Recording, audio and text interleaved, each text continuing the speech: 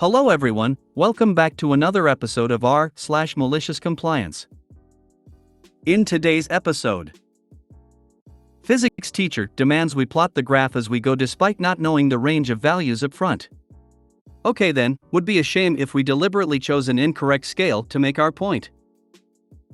Goodbye internet. All the overtime you want, okay. Before we get started, make sure to subscribe so you will never miss a video. So let's get started. Physics teacher demands we plot the graph as we go despite not knowing the range of values up front. Okay then, would be a shame if we deliberately chose an incorrect scale to make our point. This occurred many years ago at his level physics in the UK, 16 to 17-year-olds.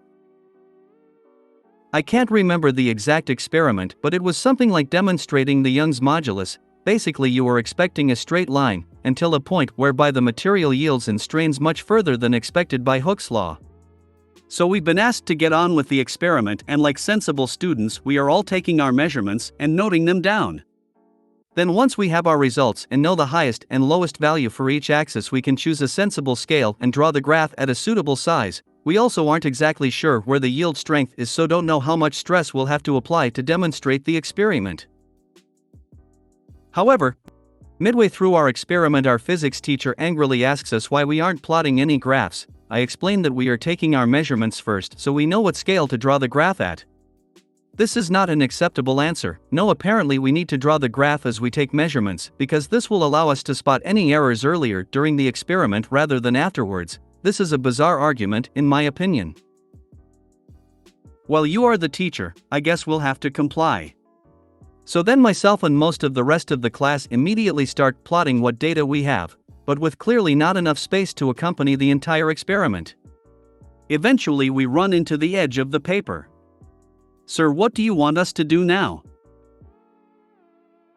Even angrier than before, he gets some sellotape and another piece of A4 graph paper and tapes it together to double the size of the graph paper, with some choice words including calling us smart Alex, which is fair because we are being deliberately annoying, but it is also unreasonable for us to have correctly guessed the yield strength of a random piece of copper wire before doing the experiment, to adhere to some nonsense idea of plotting a graph by hand as you take measurements.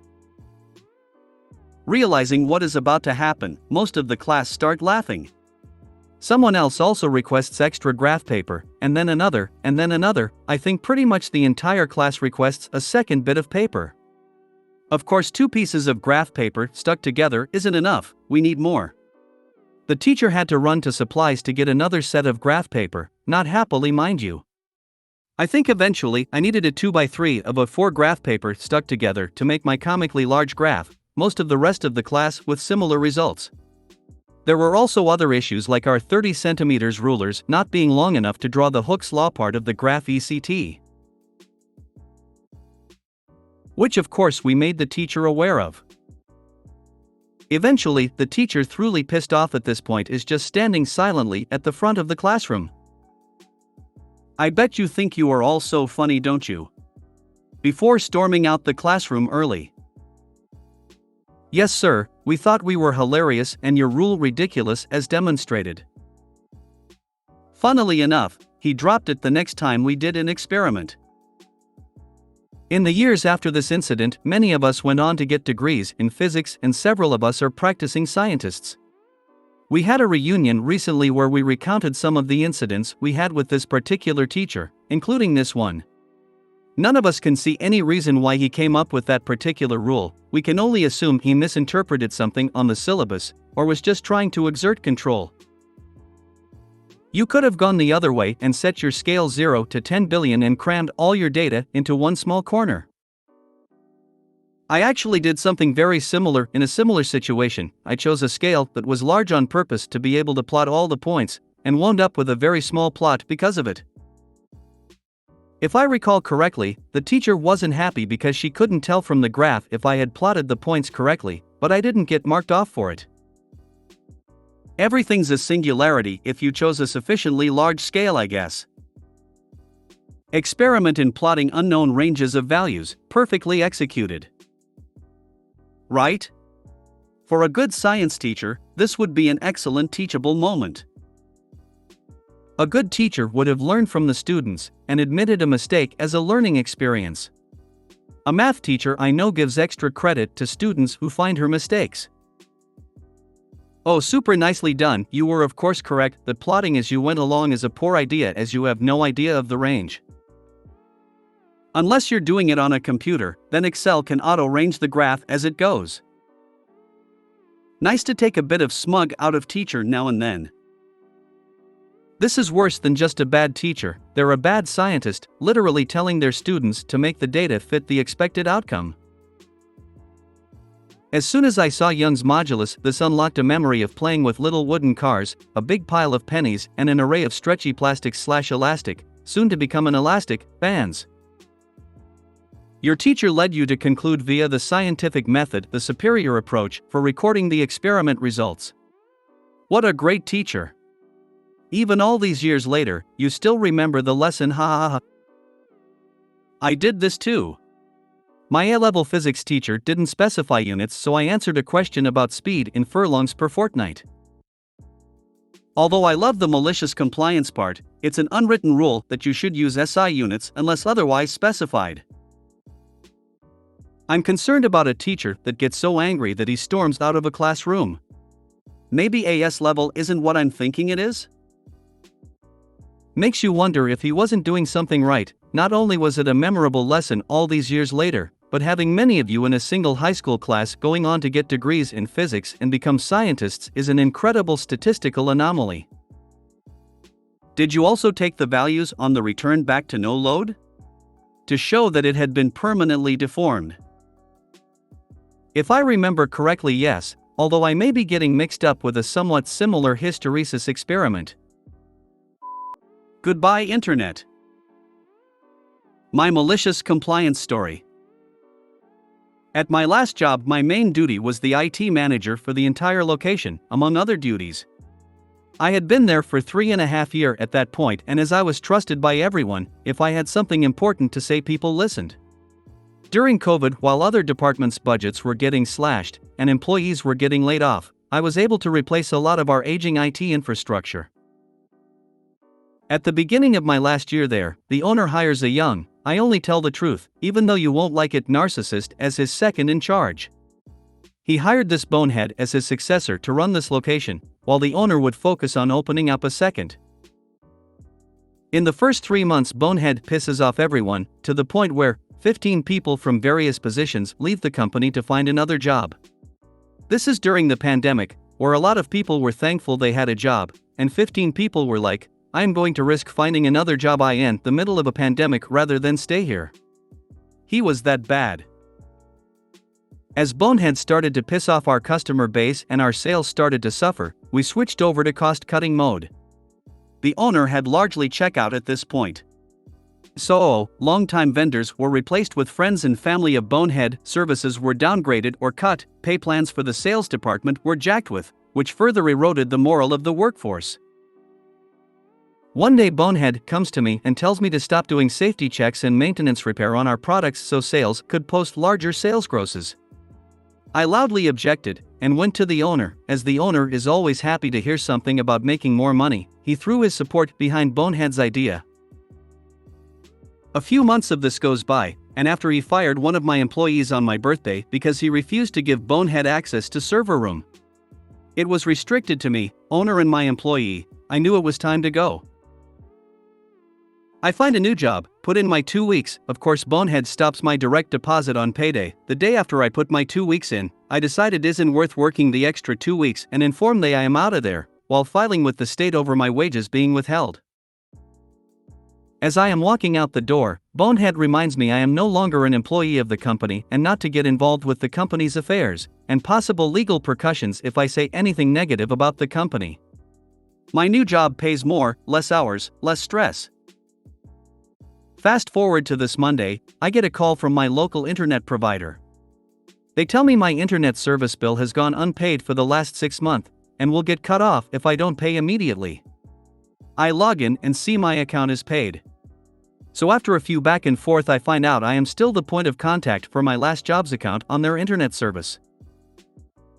Remembering what was told to me when I left, I just informed them I cannot get involved as I no longer work there. They asked me for an updated point of contact. If they cannot get one, they will be forced to suspend their service. I repeated I am not allowed by threat of legal action to be involved in their affairs and left it with that. An hour later, a buddy I know who still works there called me and told me they had to stop working as their internet service was shut off. I played stupid, but it took 3 days to restore it. Nowhere nearly as good as your story, but it reminds of a former boss who called me 2 weeks after I quit his job, screaming obscenities that his phone had been disconnected due to non-payment. Because that was still my responsibility.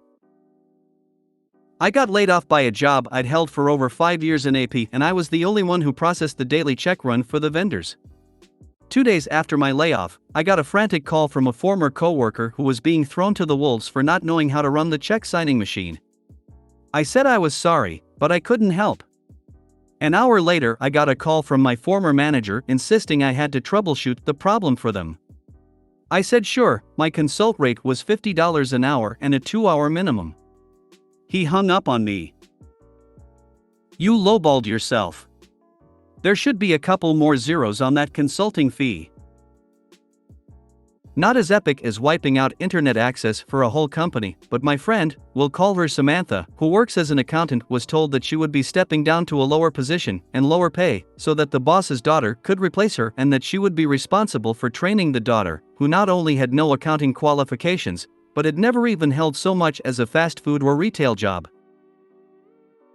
My friend quite rightly said no, if she needs that much training, she's not fit for the job, so the boss made life miserable for her until she quit. She had a new job in less than a fortnight. What the boss didn't realize was Samantha had been instructed to create social media accounts for the company several years earlier, but that because the boss was anal and paranoid and didn't want them linked to any company emails for some reason, he'd told her to set them up with her own email account. Not wanting to do that, she created new email accounts and used those instead. Boss called her in a panic after about a week because his daughter had tried to access the Facebook account or whatever and couldn't. Samantha said she no longer had the details of the login credentials/passwords and couldn't help him. He said, "You must have written them down somewhere." She replied, "Yes, they were in a notepad document on the desktop of my computer." The computer that he had wiped the day she left the company.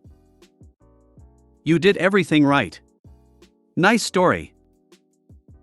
This isn't malicious compliance, but a story about finding out what a guy's job was during his employment. There was this old maintenance guy who decided to retire. He was nice guy, liked by everyone because he was all over the large facility fixing this and that. I remember one manager asking what was that guy's job? A few months after he retired, the sand-blasting building collapsed. It turns out that guy was responsible for removing the sand that was recirculated up to the top of the facility. We all had a good laugh. Luckily, no one got hurt. And remember folks, people don't quit jobs, they quit managers. So true. I worked for one small tech company with great owners/managers. Then a huge company bought us and the owners/managers left, leaving Ron. Ron was incompetent and had anger issues. Within a year, everyone who could quit. Within another year, the only person left was Ron. This is why I detest using a person's email for services like that. I generally promote the use of tactical addresses like accounting@acme.corp. Don't get me started on software that has to be set up with the email of a specific user. Excellent way to handle this one. All the overtime you want, okay. So, this happened a couple years ago when I was 19 to 20, somewhere around then. As a wee lad, I got a job working at a local superstore while attending college. I was a cashier. It sucked, but honestly wasn't as bad as it could have been. My immediate manager helped protect the cashiers from the higher-ups, but those are war stories for another day. As time went on, as it does, eventually the dreaded holiday season came around, Thanksgiving week to be exact. I got the week off of school due to the holidays and was scheduled to work a juicy 40 hours that week, but unfortunately was scheduled to work all Thanksgiving and Black Friday. My schedule had Thursdays off, but Thanksgiving falls on a Thursday and I was being forced to work. The good news is at least they fed us a ton of food in the break room. That was honestly nice. But I was bummed that I had to miss the holiday with family since I had prepared to have the day off as I thought I would. Now, before we get into the MC, a quick note. The store did not allow overtime, OT. You were given extra lunches, sent home early, whatever they had to do to avoid paying out. If you got OT, you were either lucky or you had a major problem you were being made to handle. Management was salaried, and the enlisted workers were lucky to get 38+ hours. No extra money for the folks in the trenches. As we are a major store that caters to everything from groceries to electronics, we prepare for a very long week that tends to mark the hustle and bustle of the holiday season as a whole. The energy is pretty low as we all really dread this time of year, and I am extra nervous. This is my first retail job in the front lines during the holidays, and I heard of all the horror stories about what is coming. The store manager, SM, gathers up a lot of the workers for a quick announcement that Monday. He tells us that essentially, we are really behind and have a ton of work to do, and this is going to be a rough and wild week. So, he is authorizing any and all OT across all departments from today until Sunday. He told the managers and department heads that if an employee wanted to work, let them work. We need the coverage. Later on, we would discover what he meant was letting us come in on our days off to work an extra shift or two, tack on a nice 8 hours to our paychecks. Whoops. If an employee wants to work a shift, let them work. And oh boy. Did we want to work? Let me tell you, we went crazy. I pulled 6 doubles that week. Someone parked their RV in the parking lot and worked what had to most likely be forbidden due to labor laws. People were working maximum hours. One day I worked so long our manager gave me 3 lunch breaks. Dozens of people jumped at this opportunity. The next day I came in and saw the overnight guys still petering around. We milked that week for every hour, every cent of possible overtime. I don't recall all the numbers and such directly, but I think I went from a 72-hour paycheck to one that had about 118, and around 42 was OT, which was 1.5x paid. It's been a few years, but those numbers feel right.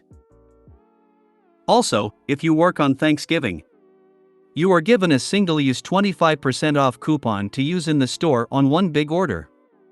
Since I used my overtime on stuff to buy in the store, it felt like I earned an extra 25% on top of that. Management let it happen. No one said anything to SM that week and he sat in his office.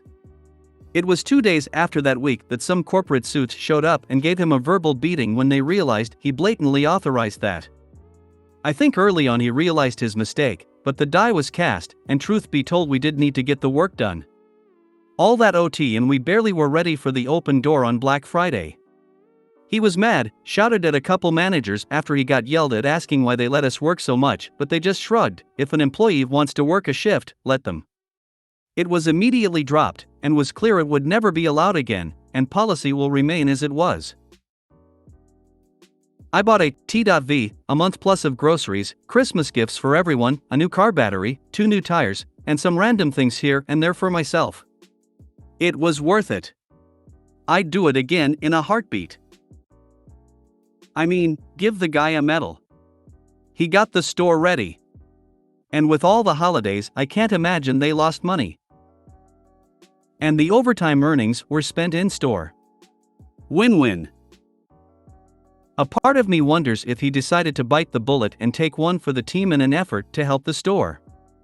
He was a double-edged sword, really. He had some amazing managerial habits, but at the same time would abuse and run off highly skilled managers who ran their departments like a well-oiled machine. It was very odd. And no one was paid a lot, so the OT hit most likely wasn't massive in comparison. Even at like 1.5x pay, a lot of us were at maybe 17 to 18 an hour, compared to the tens of thousands I was ringing up every couple hours. I reckon they did okay. He didn't get fired at least. Think he still works there years later running it. This story is the perfect response to all the companies whining about how no one wants to work anymore, while claiming money is not the reason. Proof. It was actually a really amazing feeling. If I wanted more money, I just walked in and got back to work. To this day, if my current job offered that, I would be putting in crazy hours all the time. They dangled money over our heads and we went feral. Exactly. I get paid $67 an hour on public holidays, so you bet your ass I'm always available on PHS. At least this manager didn't double down and realized where they went wrong and just accepted it. Honestly, it doesn't even sound like the manager went wrong here. All that OT and we barely were ready for the open door on Black Friday. Yeah, it all kind of got brushed off. He got scolded, lower tier managers kind of stayed quiet for a while, and business as usual. Corporate loved him, if I recall, so it was probably just a hey, cut that out kinda deal. At my previous job, they asked for volunteers for Thanksgiving/Black Friday. It was a law firm and closed, but the attorneys didn't understand taking a day off. So I'd work since it paid 3x time. I'd work both days, get 4 extra days pay, and 1 year take 1 call all day. Loved working days like that. Worked at a call center for a while. Would get 2x pay to play games on my phone and answer maybe 2 calls.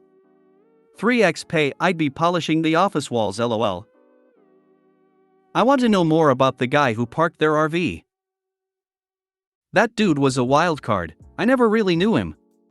He was that kinda guy that just goes to work, is polite, gets the job done and goes home. Man just didn't feel like wasting time driving back and forth. What a legend. I think he rode bulls on his day off. I wish I spent time getting to know him more. Are you telling me that as long as you were, gasp, properly compensated, you were willing to work 118 hours in a single week? Surely that can't be right. Why, no one wants to work anymore.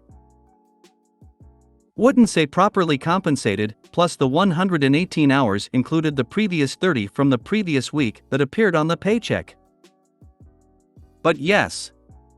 They basically waved an extra $7-ish over our heads per hour and we went feral. Back in the long ago, the way before time, early 90s, I worked in a downtown Toronto hospital. I was a casual employee, 26 hours per week max. No benefits. I was in my early 20s, so no benefits was cool.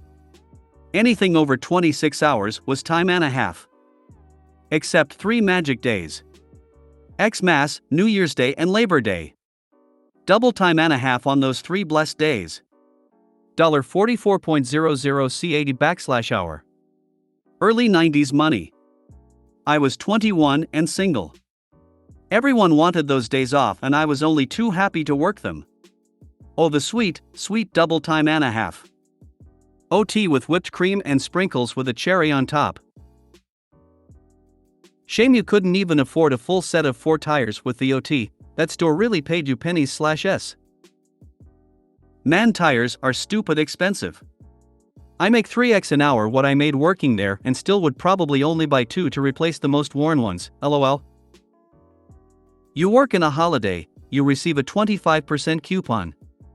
In Europe, you receive 50% more for the day. Some places give holiday pay. My old job would tack on an extra 8 hours to your check regardless of if you worked or not. This place did not. We also didn't get them off either. Was unfortunate, but the labor environment here is pretty rancid. I feel like it's just as easy for them to not hand out a coupon, so we always appreciated it though. You generally do get time and a half for working holidays in the US, too. If you made it to the end of the video, thanks for watching. Don't forget to like, subscribe and share, and we will see you in the next video.